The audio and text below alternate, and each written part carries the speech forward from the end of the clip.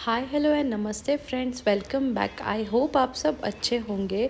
तो last time मैंने आपको मेरा जो क्रॉकर यूनिट है वो दिखाया था।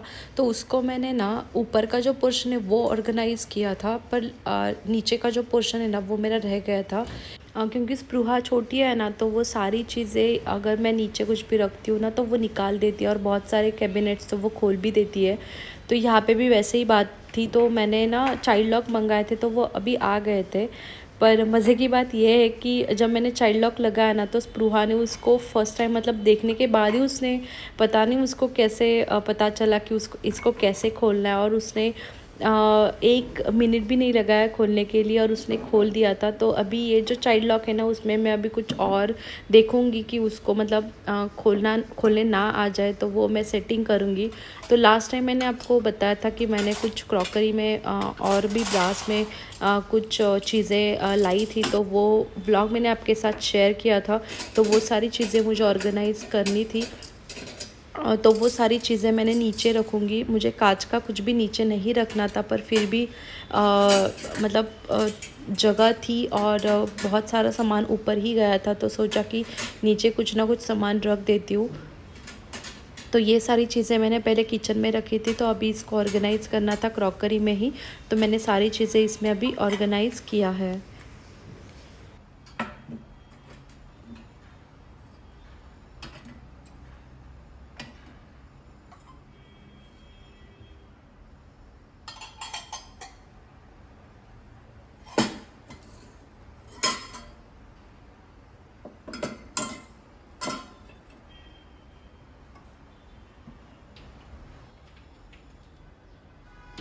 और एक मेरा जो क्रॉकरी टूर है उस पे एक कमेंट आई थी कि आप ना जो आपके फ्लावर की प्लेट्स है, डिनर प्लेट्स है, वो आप खड़े रखिए। तो वो मैंने यहाँ पे मेरी क्रॉकरी यूनिट में कुछ चेंजेस किए। तो वो जो प्लेट्स है, जो मेरे पास फ्लावर प्रिंट के 2 प्लेट्स है, डिनर प्लेट्स है, तो उसको मैंने इस तरह से वर्टिकल में रख दिए, जिससे ना वो मतलब क्रॉकरी यूनिट की जो शोभा है ना वो बड़ी है।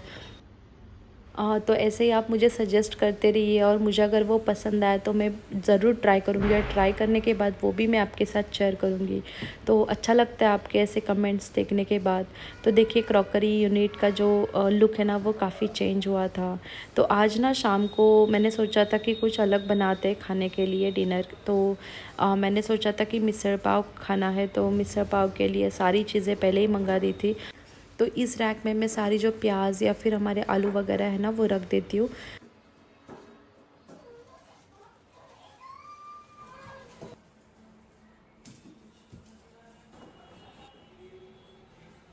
तो यहाँ पे मिसल के लिए मैंने 2 प्याज और 2 टमाटर लिए। उसके साथ जिंजर गार्लिक की जो पेस्ट है ना, वो आप फ्रेशली बनाओगे ना तो उसकी जो स्मेल है ना वो अच्छी आती है, क्योंकि आप पाव भाजी और मिसल जब भी बनाते हो ना तो उसकी स्मेल आनी चाहिए। तो वो मैं प्याज में ही डालती हूँ, तो उसकी स्मेल जो है ना, तड़का का जो स्मेल है ना वो बहुत अच्छा आता है। तो उसकी जो पेस्ट है ना वो मैं बना लूँगी।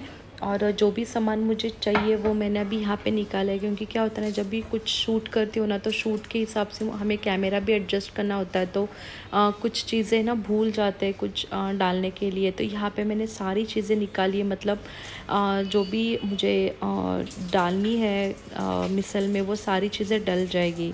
तो यहाँ पे मैंने प्याज पूरे 2 प्याज लिए, और काफ़ी बड़े हैं, और मुझे थोड़ी ज़्यादा क्वांटिटी में बनानी थी। तो प्याज भी ज़्यादा लगे और टमाटर भी ज़्यादा लगे।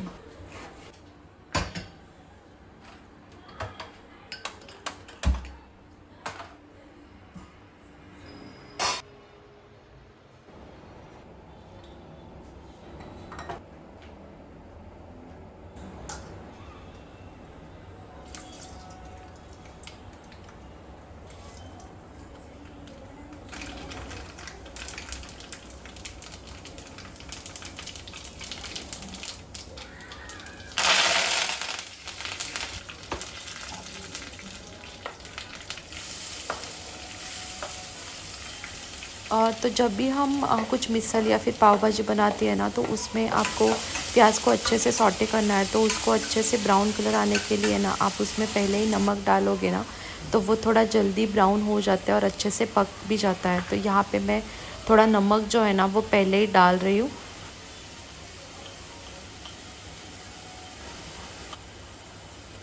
तो सबका जो भी रेसिपीज़ रहता है मतलब टेस्ट रहती है वो अलग अलग रहती है। तो ये मेरे टाइप की मैं अभी आपको मिसल बना रही हूँ। तो कोई कोई कैसे भी करता है मतलब प्याज और टमाटर नहीं डालते, सिर्फ मसाला रहता है, ग्रेवी का मसाला रहता है या फिर पाउडर मसाला रहता है, उसमें ही हम मिसल बनाते हैं। तो ये मैं इस तरह से बनाती हूँ जिसमें प्याज और टमाटर भी डलते हैं, तो टेस्ट थोड़ी अलग भी बनती है और हम अलग भी कुछ ट्राई करेंगे तो बच्चों को पसंद आता है। तो यहाँ पे ना मैंने जो अदरक लहसुन है ना उसको अच्छे से कूट के लिया है, और ये मैंने ना सौटे हुए प्याज में ही डाला है। उसके बाद में अभी यहाँ पे थोड़े जो 2 टमाटर है उसको ऐड किया है। तो मिसल के लिए ज़्यादा टाइम नहीं लगता है।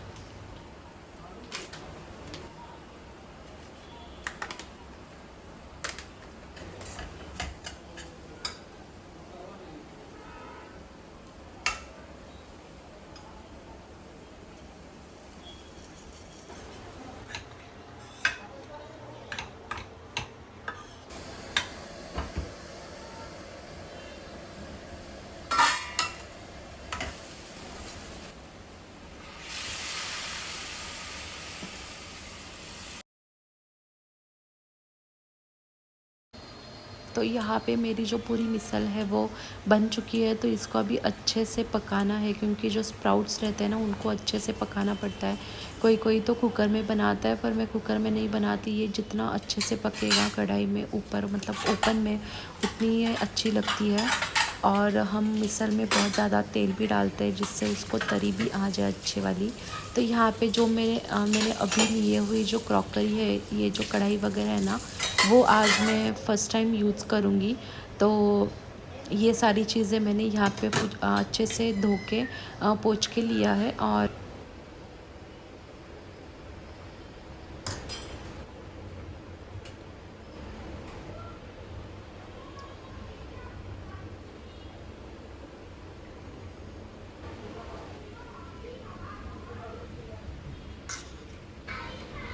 तो जितना अच्छे से हम बनाते हैं ना उतना अच्छे से अगर कोई सर्व करेगा ना तो खाने का मन भी लगता है और खाने में थोड़ा ज़्यादा भी जाता है।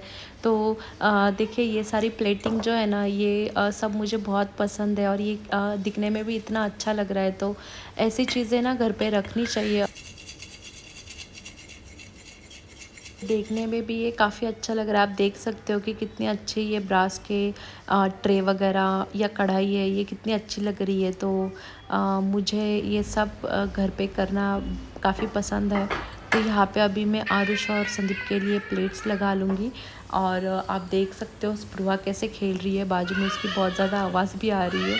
तो यहाँ पे आरुष को प्लेट बनाने के बाद और संदीप को प्लेट बनाने के बाद मैं स्पृहा की तरफ ध्यान दूँगी, और उसके बाद मैं मेरा जो खाना है वो करूँगी। उसके बाद मुझे आज तो मैंने सिंपल सा डिनर रखा था। तो रात का जो काम था ना, किचन का जो एक्स्ट्रा काम है वो भी मुझे करना था, वो भी मैंने डिसाइड किया था कि कुछ करना है।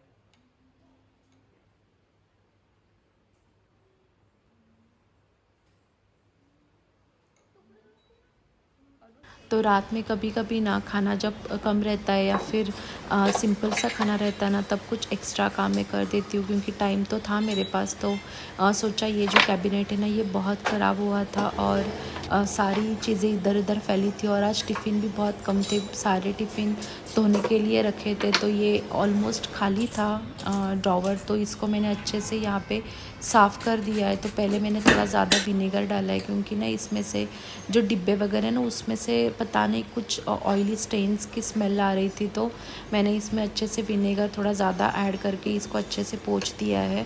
तो अगर आपके कोई भी कैबिनेट्स में कुछ स्मेल आ रही होगी, आपके मसालों की वगैरह कुछ स्मेल आ रही होगी ना, तो उसको आप विनेगर से, सिर्फ विनेगर लेके आप उसको अगर स्प्रे करोगे ना तो वो स्मेल जल्दी से निकल जाती है।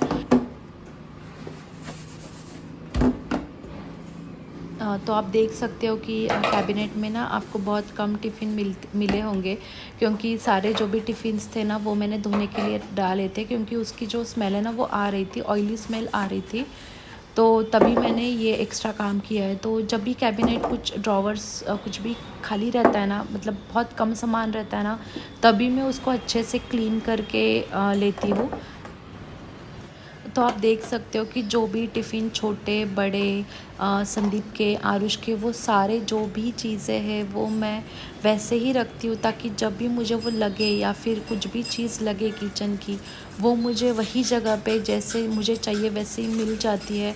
अगर वो कभी इधर उधर हो जाए ना, तो हमें अगर नहीं मिलती है तो वो हमें बहुत ज़्यादा काम होता है ढूंढने का। तो उससे बेटर है कि आप उसको जितने अच्छे से जब आप उसको ऑर्गेनाइज़ करते हो तभी आप रखोगे ना, तो वो सारी चीज़ें आपको जब चाहिए तब अच्छे से और नीटली मिलती है। तो अगर आपको ये काम के लिए तो थोड़ा ज़्यादा टाइम लगता है, तो आप वो टाइम लीजिए और जो भी आपका ऑर्गेनाइजेशन है उसको अच्छे से करिए।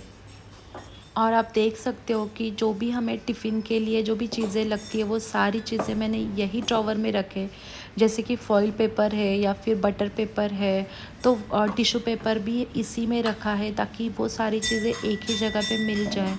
तो ऐसा था मेरा आज का दिन। आई होप आपको मेरी आज की जो वीडियो है वो काफ़ी पसंद आई होगी। तो प्लीज़ इसको लाइक कर देना, और अगर आप चैनल पर नए हो तो सब्सक्राइब भी कर देना। So take care and bye bye.